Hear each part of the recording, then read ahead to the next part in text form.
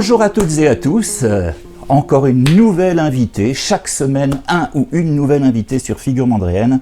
Et aujourd'hui, nous allons rencontrer Virginie Langlois.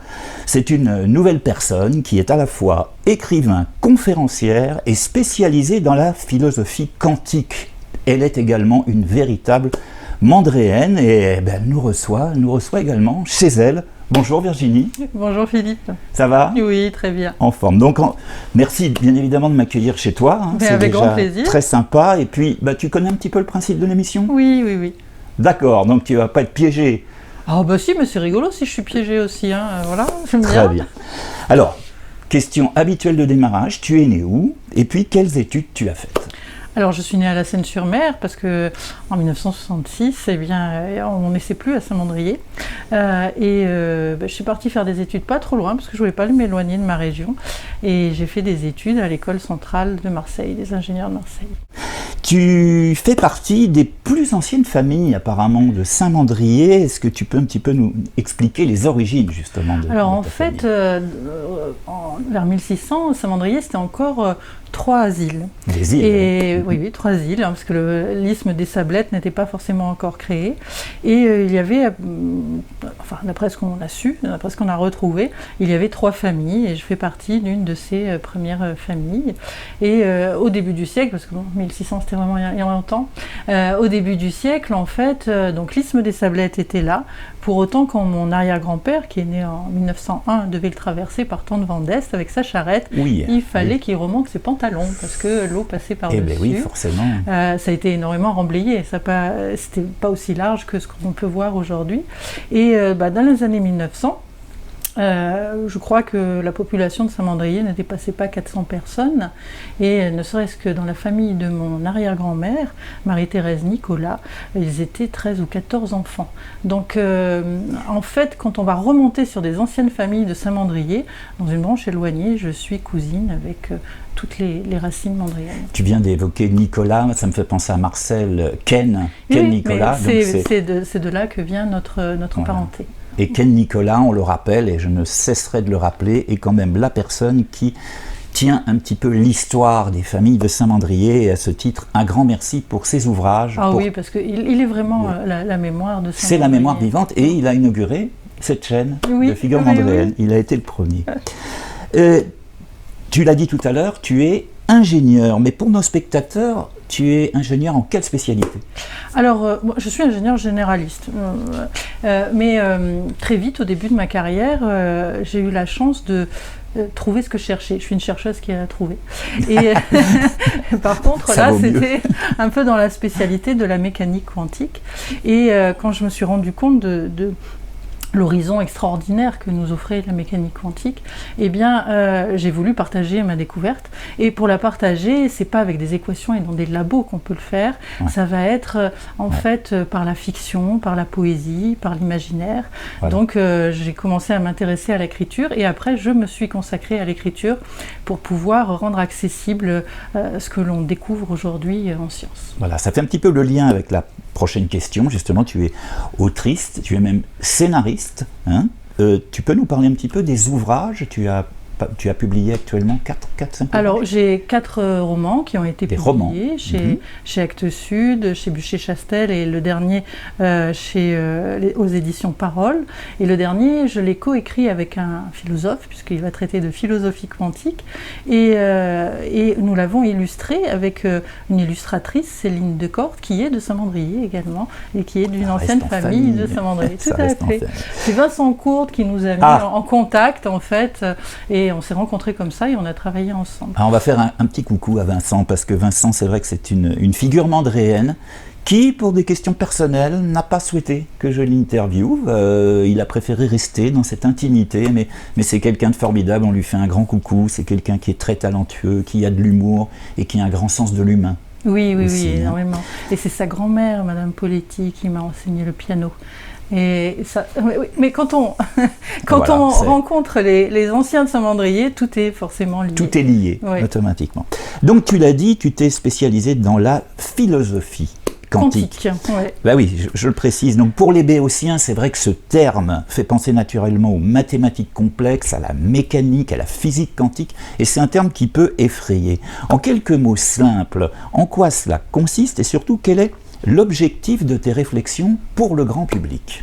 Alors, en quelques mots simples, ça ne va pas être forcément facile, il va me falloir quand même peut-être quelques phrases et même quelques paragraphes. En fait, donc la physique quantique, c'est quelque chose, un domaine de la science qui est très très complexe. Mais ce qui est intéressant dans toute découverte scientifique, c'est pas forcément la technologie qu'on peut en ressortir, mais ça va être la philosophie qui va faire évoluer notre civilisation, évoluer notre société.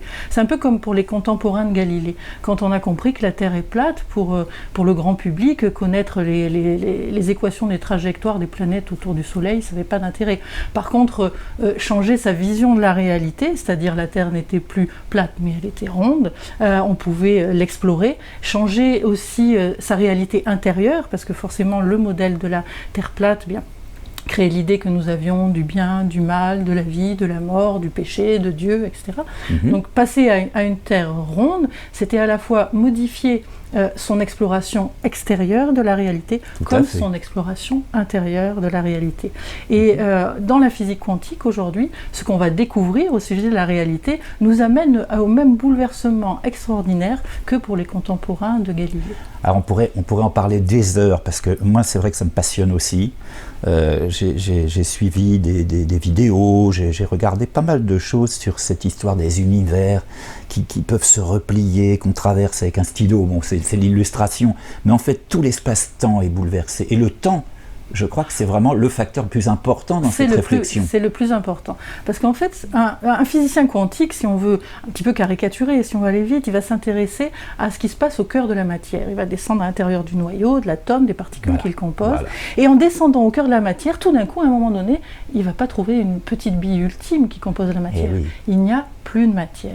Et en fait, on va s'apercevoir que au cœur de la matière et en physique quantique, que ce que nous nommons réalité va dépendre de l'observateur, que ce n'est plus quelque chose d'objectif. C'est là que la philosophie intervient. Le chat de Schrödinger. Le fameux chat de Schrödinger. Le fameux. Alors ça, bon, on va pas en parler aujourd'hui parce ça serait trop long. Mais j'invite tous nos spectateurs à aller sur des liens de tes conférences et de tes explications, parce que le chat de Schrödinger, c'est quelque chose qui est passionnant, mais qui n'est pas facile à appréhender au prime abord. Alors, au prime abord, mais justement, comme je suis devenue écrivain pour raconter des histoires, j'arrive à le raconter dans cet ouvrage qui est Dessine-moi de... On va regarder voilà, les un ouvrages. chat de Schrödinger, avec mon co-auteur philosophe et Céline qui a illustré le livre. On arrive à expliquer simplement ce chat. Et tu m'avais posé la question sur le temps, et en fait, la clé de compréhension, c'est la nature du temps.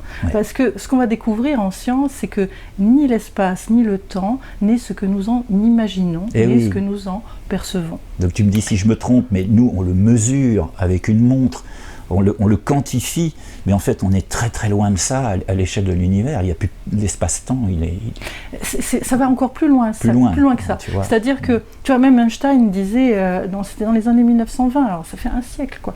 Il nous disait que l'idée du temps avec son passé, présent, futur est une illusion obstinément persistante. Et l'illusion, c'est de croire que c'est quelque chose qui est objectif, extérieur à nous, et que nous partageons tous. Et c'est ce qu'on va découvrir aussi sur la nature de la matière, qu'elle est objective et qu'elle existe sans nous, et que si je me tourne et que je regarde plus la table qui est entre nous, elle continue à exister. C'est là en fait que la physique quantique va nous mener à une remise en cause de ce que nous pensions être la réalité. Je reviens aux contemporains de Galilée. Les contemporains de Galilée pensaient que la Terre était plate parce que c'est ce qu'ils percevaient sous leurs pieds. Et c'est parce que aussi, c'était la logique de leur raison. On ne pouvait pas imaginer comment on pouvait tenir sur une sphère, la tête en bas, c'était pas possible. Et donc, ce qu'ils imaginaient et qu'ils percevaient, pour eux, c'était la réalité. Or, pour nous, nous sommes exactement dans la même situation. C'est passionnant. Si je peux te donner un exemple ou... Ah, mais allons-y. On va essayer de ne pas dépasser notre format d'émission, parce que avec Virginie, on pourrait parler des heures, c'est tellement extraordinaire. C'est un exemple en plus qui te concerne, parce qu'il va parler de la lumière. Et un exemple de vie de tous les jours. L'année dernière, ça fait à peine un an, on était encore heureux, on pouvait aller faire les soldes et les magasins sans masque et sans distanciation sociale. Et je suis tombée en arrêt devant une vitrine de pulls.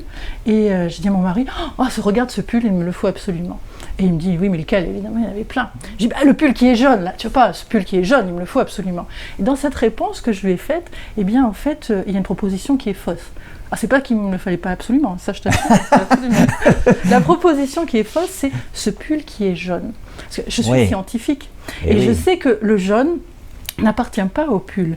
En fait, si la vitrine avait été éclairée avec de la lumière bleue, ce pull, je ne l'aurais pas vu jaune, je l'aurais vu noir. Et ce pull, quand je l'ai mis dans mon placard et que j'ai fermé ma porte, pour moi, encore sur l'étagère, alors que je suis scientifique et je connais la nature de la lumière, pour moi, il est jaune. Or, en fait, le jaune n'existe ni sur le pull, ni dans ma rétine, ni dans mon nerf optique. Il n'existe nulle part. Mais nous croyons, en fait, que la réalité est ce que nous en percevons.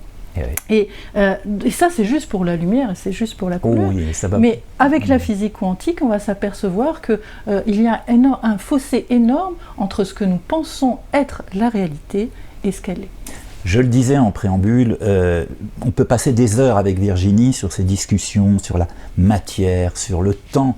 Et je vous invite vraiment, toutes et tous, si vous voulez creuser un petit peu plus loin, à aller sur les liens qu'on va mettre en incrustation et dans la définition, pour retrouver Virginie, qui est aussi conférencière, on l'a dit, et qui va aller plus loin encore dans ses explications. En 2008, tu as signé également un premier film, en tant que co-auteur, qui s'appelle Médecin, Histoire d'une guérison, qui a été réalisé par Marie Mandy et qui a été récompensé comme meilleur documentaire européen. Est-ce que tu as de nouveaux projets de cinéma? Alors là, ils sont un petit peu repoussés avec tout ce qui s'est passé, avec l'actualité. Mais oui, là, en janvier, on a des choses à mettre en place. Pour l'instant, je ne peux pas en parler. Oh, surprise! Intéressant. Si tu n'avais pas fait cette carrière, quel autre métier tu aurais aimé faire? Alors, curieusement, parce que j'ai jamais fait de l'histoire de l'art, j'ai fait maths spé et beaucoup de maths et de physique, je crois que j'aurais aimé être restauratrice de tableaux dans les églises.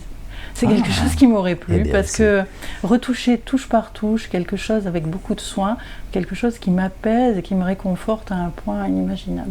Donc souvent je l'ai dit, je crois que j'aurais voulu être restauratrice de tableaux. Ça fait penser un peu à notre précédent invité, Laurent, qui a peint l'intérieur de la belle église de Saint-Mandrier. D'accord. Quelles sont tes autres passions et tes loisirs? Alors mes passions, c'est le jardin, la permaculture, tout ce qui a rapport à l'écologie. Et puis, en ce qui concerne les loisirs, c'est le vélo. Le vélo itinérant. On a un grand projet avec mon mari de partir de Brédune, qui est le dernier village.